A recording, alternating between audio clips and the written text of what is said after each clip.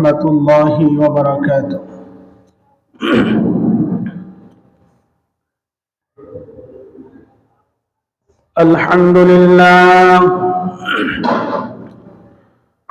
الحمد لله نحمده ونستعينه ونستغفره ونؤمن به ونتوكل عليه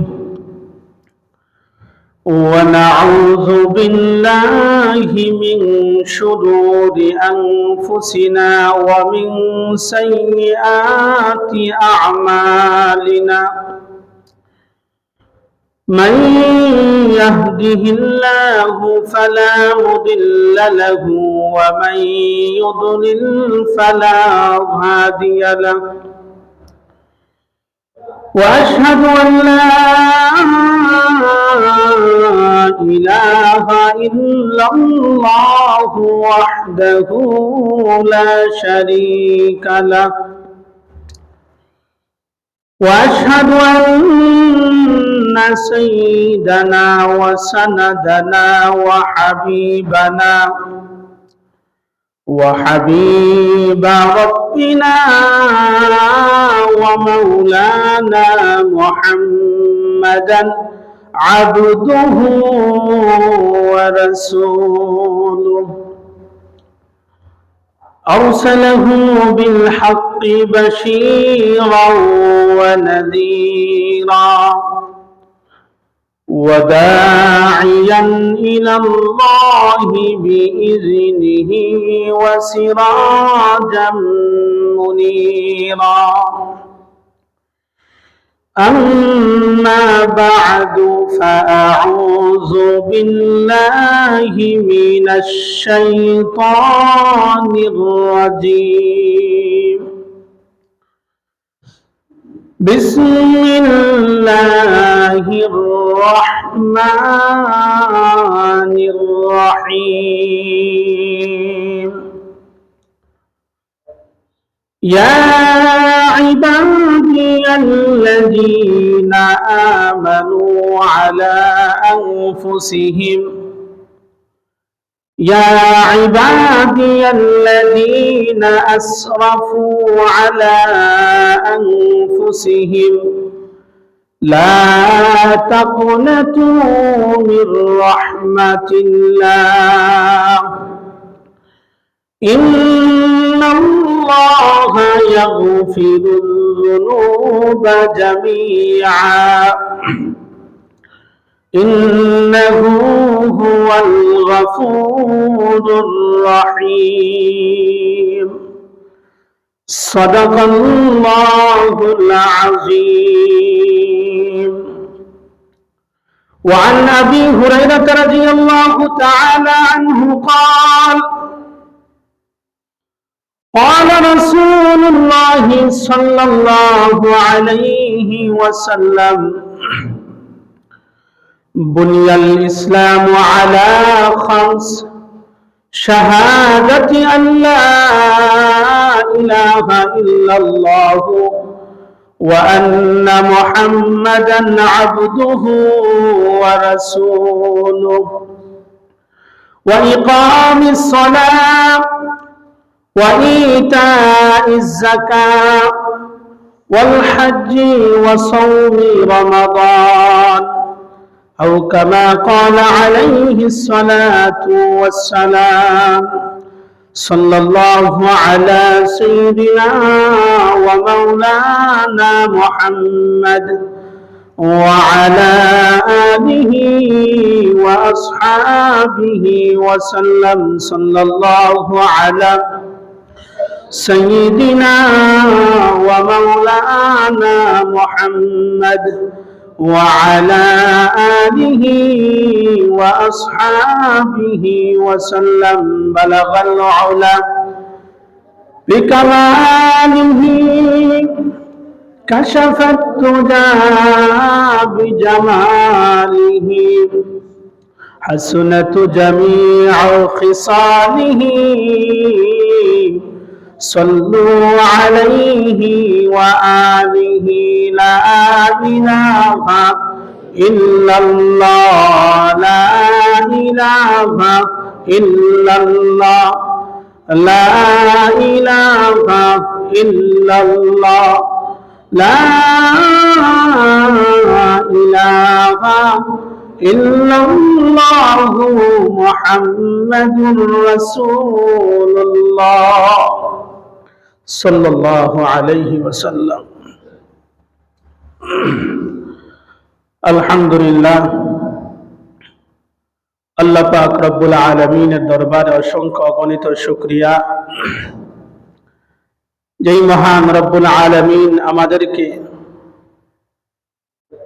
আজ পবিত্র রজব মাসের শেষ জুমার নামাজ আদায় করার উপলক্ষে রব্বে করিমের ঘরে এসে কিছু কথা বলার ও শোনার তৌফিক দান করেছেন। এজন্য আমরা প্রত্যেকেই অন্তরে অন্তঃস্থল থেকে কালিমাতুশ শুকর আদায় করি, বলি আলহামদুলিল্লাহ। মুহতারাম হাজিরিন ইকরাম,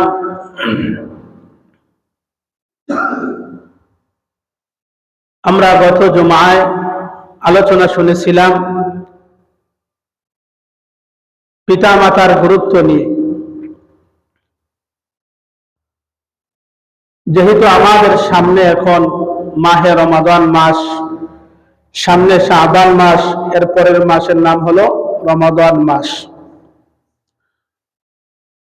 মুমিনদের জন্য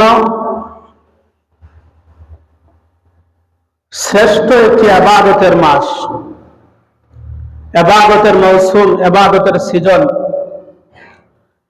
তাই প্রত্যেকটি কাজ শুরু করার আগে তার প্রস্তুতি ভালোভাবে না নিলে ওই কাজটুকু ভালোভাবে সম্পন্ন হয় না। তাই আমরা এই জুমায় আজকে আলোচনা শুনব রমজানের প্রস্তুতি নিয়ে কিছু আলোচনা শুনব। আল্লাহ রাব্বুল আলামিন যেন আমার জবান থেকে মূল্যবান কিছু কথা যেন বের করে দেয়, যে কথাগুলো আমাদের প্রত্যেকের জন্য রমজানের প্রস্তুতি শুরু হয়ে যায়। বলেন আমিন। আমার প্রিয় মুসল্লি ভাইয়েরা, আমাদের সামনে মাহে রমাদান মাস। 12টি মাসের মধ্যে সর্বশ্রেষ্ঠ মাসের নাম হলো রমজান মাস। ইবাদতের মৌসুম, ইবাদতের সিজন সেই মাসটি। একজন চাষি বা কৃষকদের কাছে ফল ফসল কাটার মৌসুম হচ্ছে সবচেয়ে আনন্দের ও তৃপ্তির। এই মৌসুমের জন্য সারা বছর সে অপেক্ষমান থাকে যে যখন ফল ফসল কাটার সময় আসবে, তার ঘরের মধ্যে ফসল তুলবে, তার অভাব অনটন দূর হইবে, তার সমস্যা দূরীভূত হইবে, তার রিজিকের ব্যবস্থা হইবে। যেমন ভাবে কৃষক আনন্দ চিত্তে এই মৌসুমটা পালন করে, ঠিক তদ্রূপ ভাবে একজন মুমিনের কাছে এই মাহে রমাদান মাস হলো ওই ফল ফসল কাটার মতো মৌসুম। সুবহানাল্লাহ, সুবহানাল্লাহ। কারণ অন্যান্য মাসের ইবাদতের তুলনায় রমজান মাসে ইবাদতের ফজিলত ও গুরুত্ব অনেক বেশি। এই রমজান মাস আমাদের কাছে পরিপূর্ণ রহমত, পরিপূর্ণ বরকত, ক্ষমা, মাগফিরাত, শুকর, সবর, তাকওয়া, ইবাদতের বার্তা নিয়ে আমাদের কাছে আগমন করতেছে। সুবহানাল্লাহ, সুবহানাল্লাহ। রমজান মাসে রোজার অপরিসীম গুরুত্ব রয়েছে।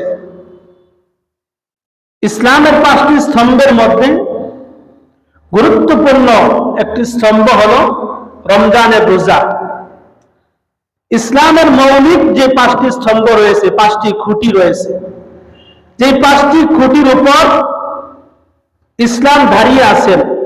এর বাহিরে অনেক স্তম্ভ রয়েছে, অনেক মৌলিক বিষয় রয়েছে। তো যেগুলো মৌলিক বিষয়, এই পাঁচটি সবচেয়ে গুরুত্বপূর্ণ, তন্মধ্যে একটি হলো রমজানের রোজা। হাদিস শরীফের মধ্যে আসছে, রাসূল করিম সাল্লাল্লাহু আলাইহি ওয়াসাল্লাম বলেন, বুনিয়াল ইসলাম আলা খামস, ইসলামের বুনিয়াদ হলো পাঁচটি, ইসলামের খুঁটি হলো পাঁচটি। শাহাদাতি আল্লাহ ইলাহা ইল্লাল্লাহ ওয়া আন্না মুহাম্মাদান আবদুহু ওয়া রাসূল। প্রথমে হলো ঈমান, কালেমা। দুই নম্বর খুঁটি হলো ওয়া ইকামিস সালাহ, নামাজ প্রতিষ্ঠিত করা, নামাজ কায়েম করা। তিন নম্বর ওয়া ইতাইজ যাকাত, যাকাত আদায় করা।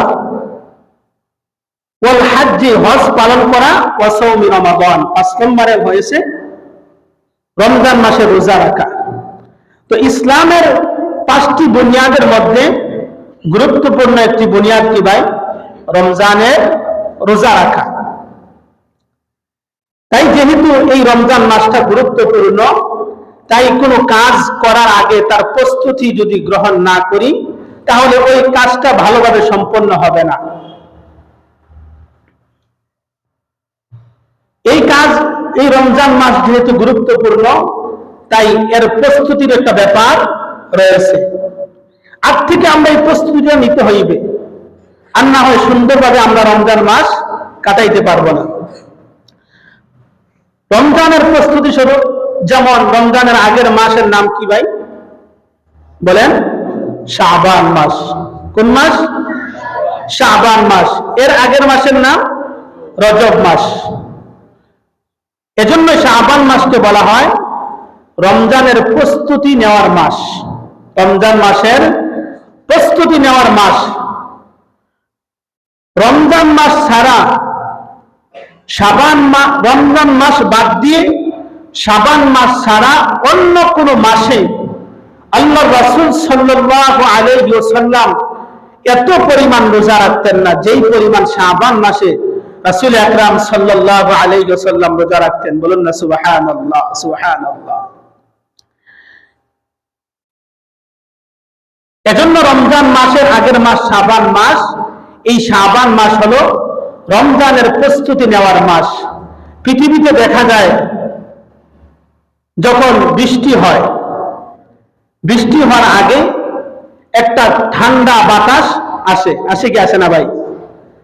একটা ঠান্ডা বাতাস বয়ে আসে।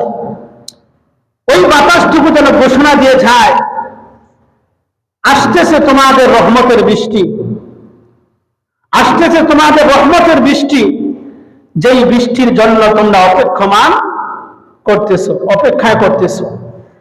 ঠিক তদ্রূপভাবে রজব ও শাবান মাস যেন মুমিনদেরকে ঘোষণা শুনিয়ে যায় যে আসতেছে তোমাদের মাঝে এমন একটি মাস, এমন একটি মাসের আগমন হইতেছে, যেই মাস বরকতপূর্ণ, রহমতপূর্ণ, ক্ষমাপূর্ণ, মাগফিরাতপূর্ণ, শুকর, সবর, তাকওয়াপূর্ণ, ইবাদতপূর্ণ মাস। বলেন না সুবহানাল্লাহ, সুবহানাল্লাহ।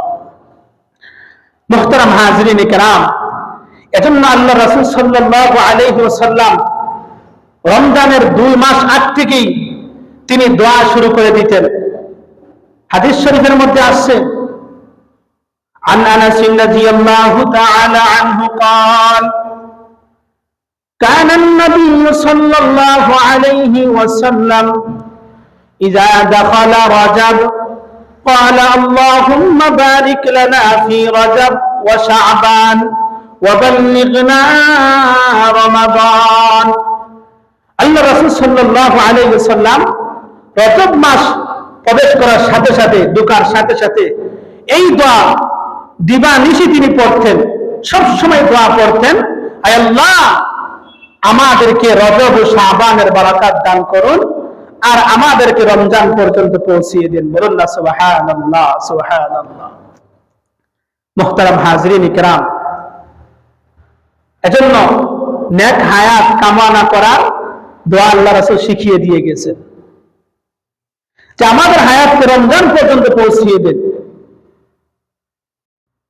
আমার প্রিয় ভাইরা, এই রমজানের প্রস্তুতি আমরা আগ থেকে নিতে হইবে, আর না হয় আমরা সুন্দরভাবে রমজান কাটাইতে পারবো না।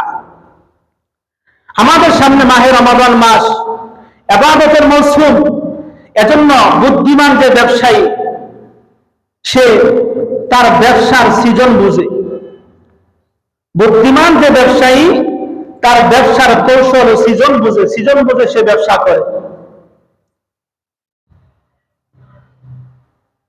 ঠিক তদ্রূপ ভাবে একজন কৃষকও সিজন বুঝে তার ফসল সে উৎপন্ন করে। কোন সময় কোন ফসলের বীজ বপন করবে, তা বুদ্ধিমান কৃষক ছাড়া কেউ বোঝে না। আমার প্রিয় ভাইরা, এজন্য একজন মুমিন সে বোঝে আমার সামনে হলো মাহে রমাদান মাস, বরকতপূর্ণ, রহমতপূর্ণ, ক্ষমা, মাগফিরাত, শুকর, সবর, তাকওয়া, ইবাদতে ভরপুর যে মাস। এই মাসের সিজন হলো আমরা ইবাদত করব, এই মাসে অন্য কাজে আমরা সময় ব্যয় করব না। এজন্য মুমিন আগ থেকে প্রস্তুতি নিয়ে ওই রমজানের মধ্যে প্রবেশ করে। বলুন না সুবহানাল্লাহ, সুবহানাল্লাহ। আমার প্রিয় ভাইরা, এজন্য যুবক যুবতী বোন যারা, ভাই বোন যারা আছেন, এখন থেকেই আমরা রমজানের প্রস্তুতি নিতে হইবে।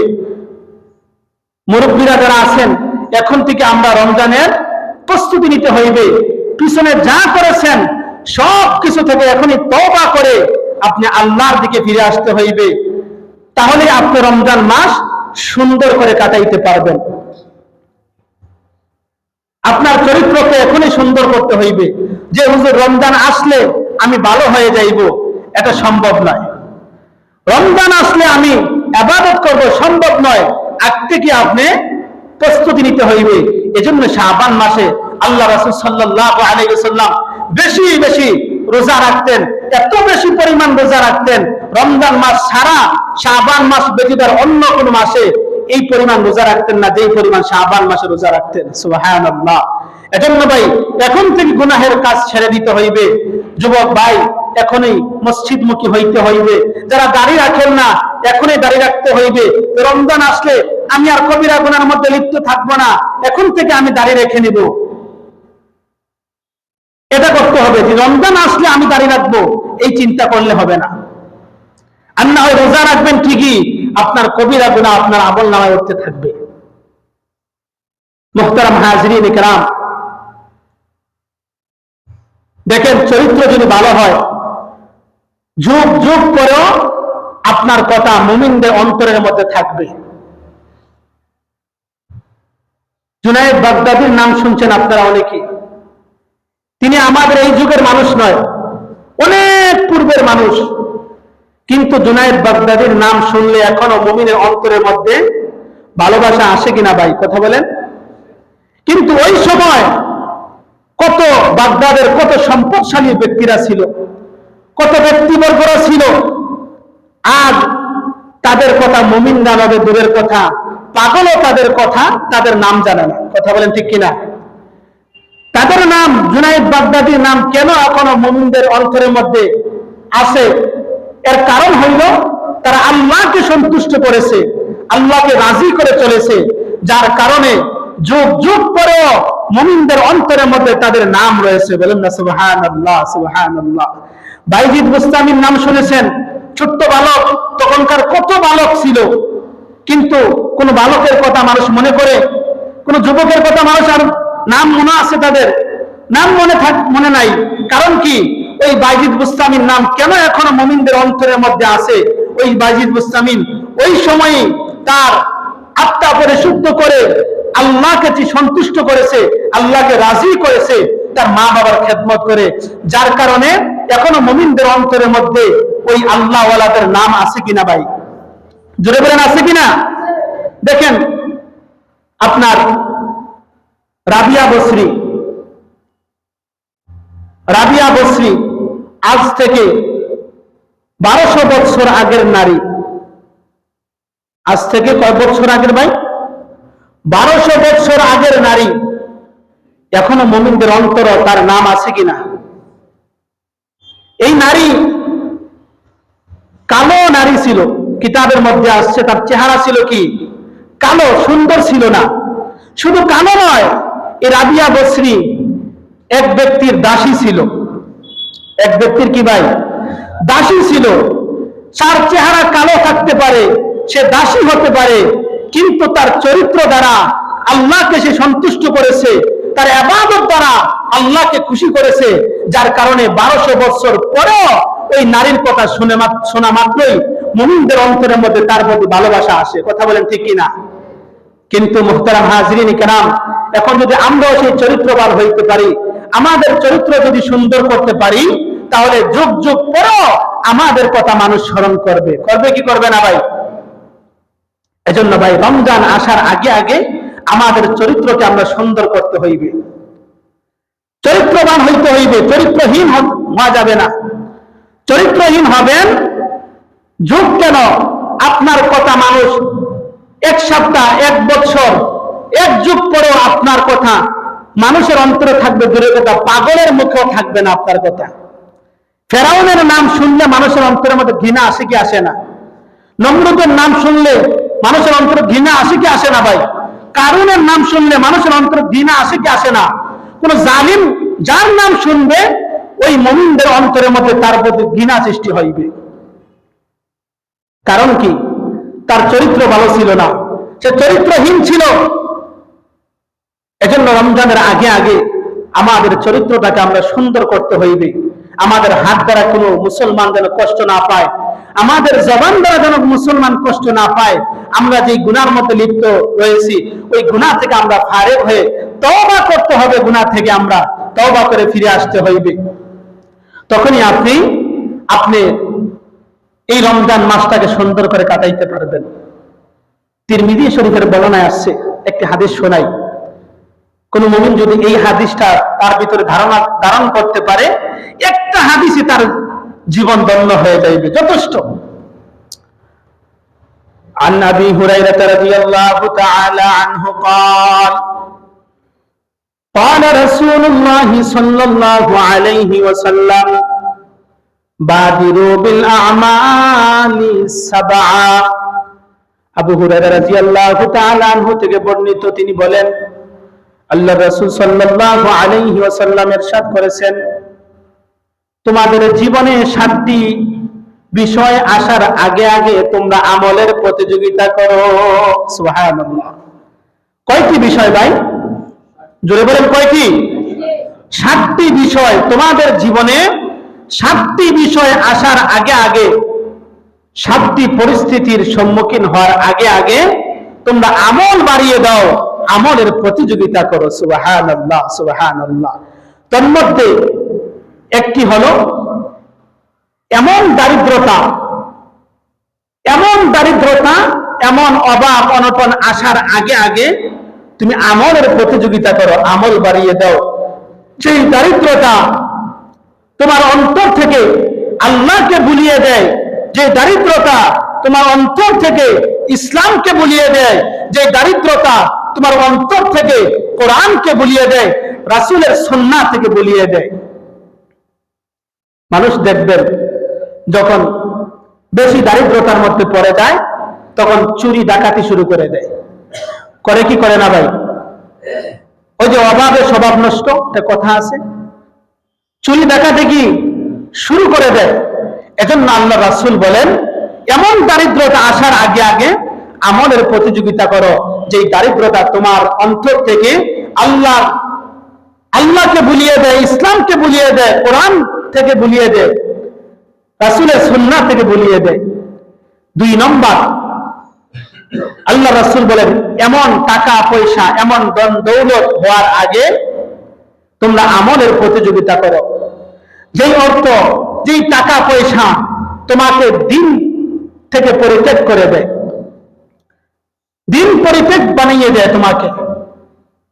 সম্পদ হওয়ার পর মানুষের যখন একটু সম্পদ হয়ে যায়, তখন তার গরমের ঠেলা টিকা যায় না, তার মধ্যে একটা পাওয়ার দেখিয়ে চলে সমাজের মধ্যে,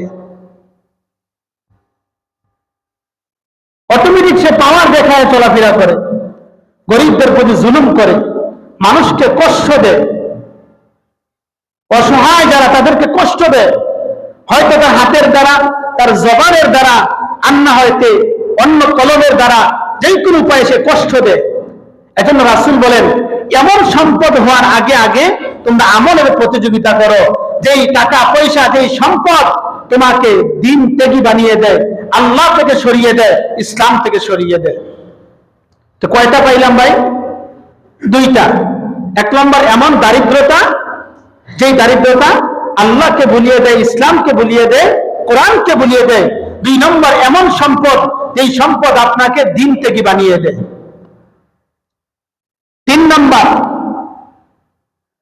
এমন অসুস্থতা, এমন অসুস্থতা আসার আগে আগে তোমরা আমলের প্রতিযোগিতা করো, আমল বাড়িয়ে দাও, যেই অসুস্থতা তোমার দেহটাকে নিস্তেজ করে দেয়, যেই অসুস্থতা তোমার দেহটাকে নিস্তেজ করে দেয়। তোমার শরীরের মধ্যে এখন শক্তি আছে, আমল করতে পারো, তোমার কমর সায় দিতেছে, এখনো তুমি সেজদা করতে পারো, এখনো তুমি রুকু করতে পারো, এখনো তুমি কিয়াম করতে পারো, এখনো হাত পা লড়াইতে পারো, এখনো কথা বলতে পারো জবান দ্বারা। তুমি এখন তোমার সময়, সুবর্ণ সময় ইবাদত করার। এমন একটা সময় চলে আসতে পারে, এই সময় তোমার হাত প্যারালাইসিসের কারণে হাত লড়াইতে পারবে না, পা লড়াইতে পারবে না, জবান দিয়ে কথা বলতে পারবে না, তুমি বিছানা থেকে উঠতে পারবে না, তোমার কবর সাথ দেবে না সেজদা করার জন্য, রুকু করার জন্য। তখন শুধু আফসোস ছাড়া তোমার আর কিছুই থাকবে না। এই জন্য এমন অসুস্থতা আসার আগে আগে তুমি আমলের প্রতিযোগিতা করো, আমল বাড়িয়ে দাও, এই অসুস্থতা তোমাকে নিস্তেজ করে দেয়, তোমার দেহটাকে। কয়টা পাইলাম ভাই? জোরে বলেন কয়টা? এগুলো নোট করে নেবেন। আজকে জুমার থেকে এই 7টা জিনিস আমি এনেছি। আপনি নিয়ে আপনার স্ত্রীর সঙ্গে গবেষণা করবেন, আপনার মেয়ের সঙ্গে গবেষণা করবেন, আপনার ছেলের সঙ্গে এগুলা নিয়ে গবেষণা করবেন। এই 7টা জিনিস আসার আগে আগে আমরা আমলের প্রতিযোগিতা করতে হইব। 1 নম্বর এমন দারিদ্রতা, 2 নম্বর এমন টাকা পয়সা, 3 নম্বর এমন অসুস্থতা, যে অসুস্থতা আপনার দেহটাকে নিস্তেজ করে দেয়। 4 নম্বর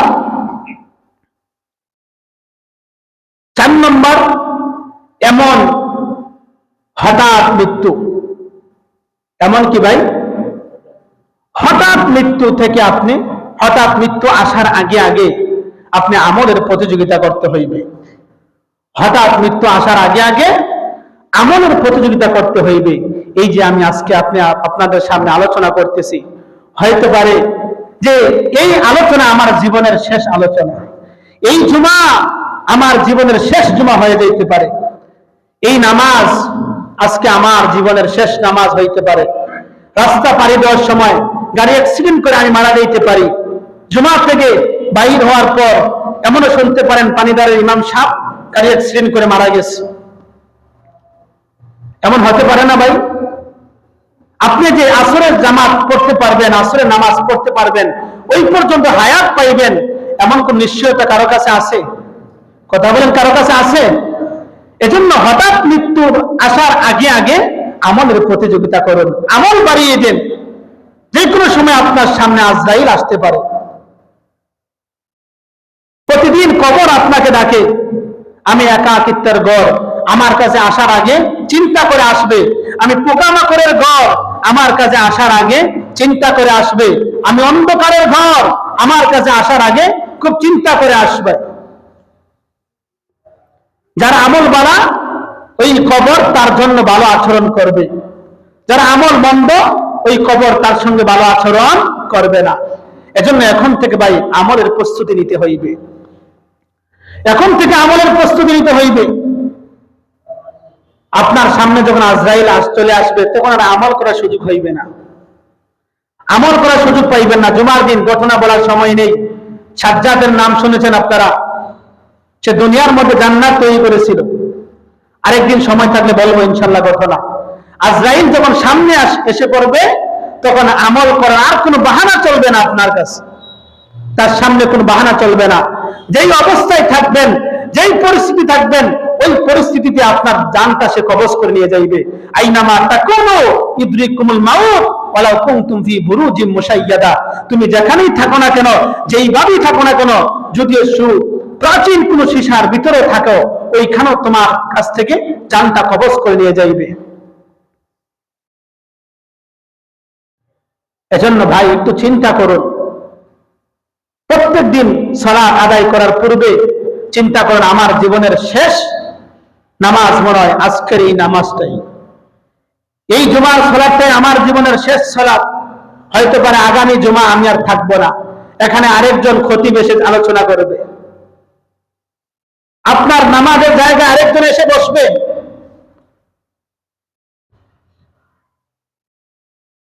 এজন্য ভাই, সামনে রমজান মাস, এই রমজানের প্রস্তুতি নেন। একজন মুমিনের জীবনে কয়বার রমজান মাস আসে? হয়তো পারে এই রমজান আমরা নাও পাইতে পারি, আর যদি এই রমজান পাই আগামী রমজান আবার নাও পাইতে পারি। গত রমজানে কত মানুষ ছিল, গত রমজানে অনেকেই ছিল, রমজানে রোজা রেখেছে, ইফতার করেছে, সেহরি খেয়েছে, আমাদের অনেক আত্মীয় স্বজন, কিন্তু আজকে এই রমজানে তারা নাই দুনিয়াতে। আমরাও এই রমজান পাইতে পারি, আগামী রমজান নাও পাইতে পারি। এই জন্য এই রমজানটা যেন আমরা সুন্দর করে কাটাইতে পারি, আল্লাহ যেন আমাদেরকে তৌফিক দান করেন। সকলে বলেন আমিন। তো কয়টা বললাম ভাই? কয়টা গেল? 4টা। 1 নম্বর এমন দারিদ্রতা, 2 নম্বর এমন টাকা পয়সা, 3 নম্বর এমন অসুস্থতা, 4 নম্বর এমন হঠাৎ মৃত্যু। 4 নম্বর কি ভাই? হঠাৎ মৃত্যু। 5 নম্বর এমন বার্ধক্যতা। এমন বার্ধক্যতা আসার আগে আগে ইবাদতের প্রতিযোগিতা করো, যেই বার্ধক্যতা তোমার আকলকে নষ্ট করে দেয়। এমন বৃদ্ধ মানুষ আছে না ভাই, যে অনেক সময় দেখা যায় অভিযোগ দেয় যে শ্বশুর খানা খেয়েও কয় খানা খাইছে না, গোসল করেও কয় গোসল করছে না, আমাকে গোসল করায় না, আমাকে খানা দেয় না, আমাকে কাপড় দেয় না। এমন আছে না ভাই? কিন্তু তার খেদমত ঠিকই করা হয়, তাকে টাইম টু টাইম খানা দেওয়া হয়, তাকে গোসল করা হয়, তাকে কাপড় পরানো হয়, কিন্তু তার আকল কাজ করতেছে না, তার আকল নষ্ট হয়ে গিয়েছে বার্ধক্যে উপনীত হওয়ার কারণে। আল্লাহ রাসূল বলেন, এমন বার্ধক্যতা আসার আগে আগে আমলের প্রতিযোগিতা করো, যে বার্ধক্যতা তোমার আকলকে নষ্ট করে দেয়। আপনি যাইতেন বড়লেখা, দেখবেন যাইবেন জুড়িতে যাইতেছেন, ওই আপনার আকল কাজ করতেছে না। বুড়া মানুষ কোথায় যাইবেন আপনি জায়গাও এখন নির্ধারিত করতে পারতেছেন না। তো এই সময়টুকু আপনারও আসতে পারে, আমারও আসতে পারে ভাই। কথা বলেন ঠিক কিনা? আমরা এমন মানুষ দেখলে অনেক সময় হাসি ঠাট্টা করি না, তাদেরকে দেখে হাসি ঠাট্টা করবেন না। মান দহিকা দহিকা, যে যাকে নিয়ে হাসবে তাকে নিয়ে অন্যরা হাসবে। আজকে তার অবস্থা খারাপ দেখে আপনি তার দিকে তাকিয়ে হাসতেছেন, আপনার যখন সময়টুকু আসবে আপনাকে নিয়ে মানুষ হাসবে। এজন্য তার দিকে তাকিয়ে আফসোস করবেন, আল্লাহ আমাকে আপনি এমন করবেন না, আমার মস্তিষ্ক আপনি নষ্ট করবেন না, আমার আকল বুদ্ধি আপনি নষ্ট করে দিয়েন না। আল্লাহ, এর আগেই যদি আমাকে দুনিয়াতে যাওয়াটা আমার জন্য ভালো হয়, আমাকে দুনিয়ার থেকে নিয়ে যাবেন। মুহতারাম হাজিরিন কিরাম, 5টা কথা বললাম। এমন বার্ধক্যতা আসার আগে যে আমলের প্রতিযোগিতা করা, আমল বাড়িয়ে দেওয়া, যে বার্ধক্যতা আপনার আকলকে নষ্ট করে দেয়। 6 নম্বর, দাজ্জালের ফিতনা আসার আগে আগে আমলের প্রতিযোগিতা করা।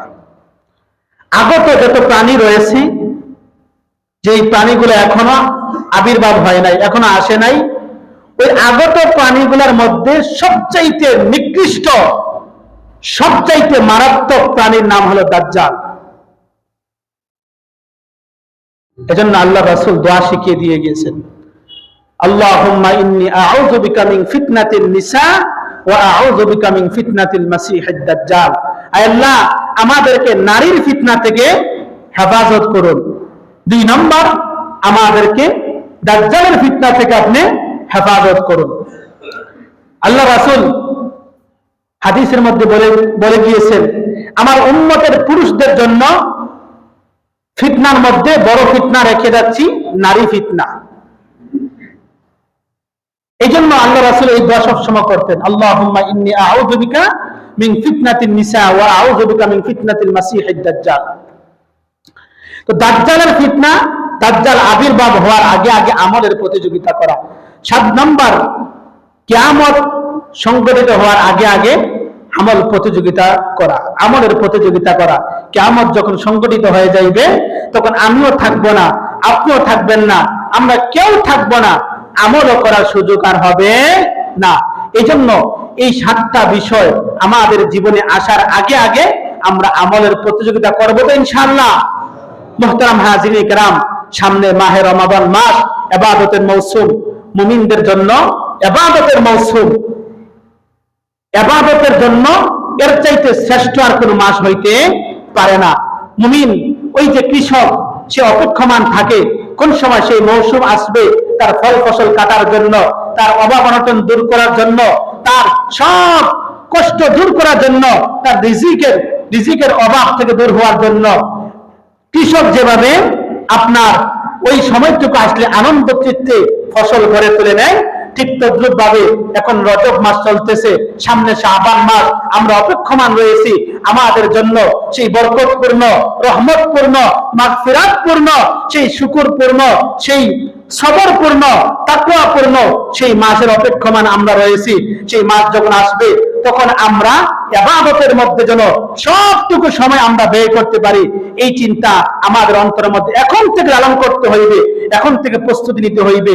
যদি এখন থেকে আমরা প্রস্তুতি নেই তাহলে সুন্দর করে আমরা রমজান মাসটা কাটাইতে পারবো তো ইনশাআল্লাহ। এজন্য ভাই দেখেন, রমজান মাসে আমাদের অনেক ঝামেলা থাকে। আমি অনেকটা বিষয় এখানে নোট করে এনেছি, বলা সম্ভব নয়, সময় হয়ে গিয়েছে। আমি 2টা কথা শুধু বলতেছি আপনাদেরকে। দেখেন, রমজান মাসে আমাদের অনেক ঝামেলা থাকে, প্রতি মাসের মতোই কেনাকাটা থাকে কি থাকে না ভাই? আমরা অনেকে দেখা যায় যে রমজানের প্রস্তুতি নিব দূরের কথা, রমজান মাসটা আমরা কেনাকাটা শপিং এর মধ্যে আমরা কাটিয়ে দিই। রমজানের আগ থেকে শুরু করে দেই যে এবার রমজান আমরা এই কাপড় করব, এই কাপড় কিনবো। এজন্য আমি সুন্দর একটা আপনাদেরকে পরামর্শ দেই, রমজানের আগে আগে আপনারা ফ্যামিলি ভাবে একটা মিটিং এ বসবেন, মিটিং করবেন। মিটিং এর মধ্যে মিটিং এর কর্মসূচি থাকবে যে এই রমজানের মধ্যে ঈদের আগে কার কার জামা কাপড় লাগবে, কার কার জামা কাপড় লাগবে, আমার আত্মীয় স্বজনদের মধ্যে কার কার জামা কাপড় লাগবে, আমার প্রতিবেশীদের মধ্যে কার কার জামা কাপড় লাগবে।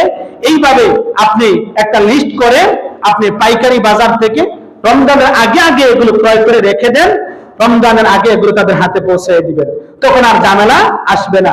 আরেক কেনাকাটা থাকে নিত্য প্রয়োজনীয় যে কেনাকাটা, যে চাউল, ডাল, তেল ইত্যাদি এগুলো থাকে রমজানের মধ্যে, ছানা বুট কিনা, এগুলো আপনারা যেগুলো শুকনো, যেগুলো নষ্ট হয় না, ওই ধরনের কেনাকাটা 15 দিন বা 1 মাসের জন্য আপনারা কেনাকাটা করে রেখে দিবেন, কাঁচামাল ছাড়া।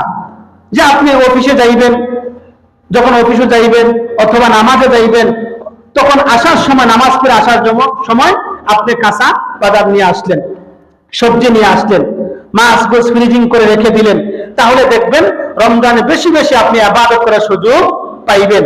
অন্যথায় দেখবেন প্রতিদিন আপনাকে শুধু এই খরচের কথা বলে দিবে, এই সদাই আপনি আজকে আনবেন, ওই সদাই আনবেন, আপনি সদাই করতে করতে আপনার ইবাদতের সময় চলে যাইবে, ইবাদত করার সুযোগ পাইবেন না। প্রতিদিনের আপনি প্রত্যেক দিনে 24 ঘন্টা একটা রুটিন বানাইবেন যে আমি এই সময় আমি অফিসে যাইব, এই সময় অফিসে বসবো, এই সময় আমি অফিস থেকে বাসায় ফিরবো, আমার ব্যবসা বাণিজ্য এই সময় করব, এই সময় আমি কোরআন তেলাওয়াত করব। কত সুবর্ণ সুযোগ! দেখেন, রমজান মাসে আমাদের খানাপিনা নাই, খানাপিনা বন্ধ, তাই আমাদের প্রস্রাব পায়খানা এগুলো ঝামেলা কম থাকে, খানাপিনা ঝামেলা কি ভাই কম থাকে। বেশি সময় মিলে আপনি রুটিন করেন, আমি এই সময়টুকু আমি কোরআন শুদ্ধ করার জন্য, যেহেতু কোরআন নাজিলের মাস, ওই মাসে আমার কোরআন যদি শুদ্ধ না হয় আর কোন সময় সুযোগ হইবে, এই মাসে আমি টার্গেট করব এই রমজানে আমার কোরআনকে আমি শুদ্ধ করব। এতে করে আমি একজন হুজুর বা 4-5 জন একসাথে হয়ে একজন হুজুর রেখে আপনি কোরআনকে শুদ্ধ করে নেন, সুবর্ণ সুযোগ। আপনার নিজে শুধু আমল করলে হবে না, আপনার পরিবার, বাড়ির মধ্যে দেখেন আমাদের মা বোনরা কত কষ্ট করে ইফতার তৈরি করে, ইফতারের আগ মুহূর্তে তারা শ্বাস ফেলাইতে পারে না, এত পরিশ্রম করে। আপনি তাদেরকে সাথ দেন, ভাবিকে বাড়িতে গিয়ে সাথ দেন, তার কাজে একটু হেল্প করেন, আপনি তার কাজে হেল্প করেন। আপনি নিজে আমল করলেন, কিন্তু আপনার পরিবার, আপনার সহধর্মিনী, উনাকে আপনি আমল করার সুযোগ করে দেন। আপনি যদি পেঁয়াজটা একটু কেটে দেন, তাহলে ওনার জন্য হেল্প হইবে। পানিটা একটু যদি আপনি এগিয়ে দেন, ওনার জন্য হেল্প হইবে। পেঁয়াজিটা কড়াইয়ের মধ্যে বসাইছে, আপনি একটু লাড়া দিয়ে তুলে দেন। আমরা এগুলো করব না, আমরা দেখব কোন খানাটার মধ্যে লবণ হয়েছে না, গালমন্দ করা যায়, ওই দিকে আমাদের খেয়াল থাকে, তাদেরকে সহযোগিতা করার খেয়াল থাকে না আমাদের। এজন্য ভাই, বাড়িতে আসরের পরে আপনি পরিবারকেও সহযোগিতা করে তাকে আমল করার সুযোগ করে দিবেন।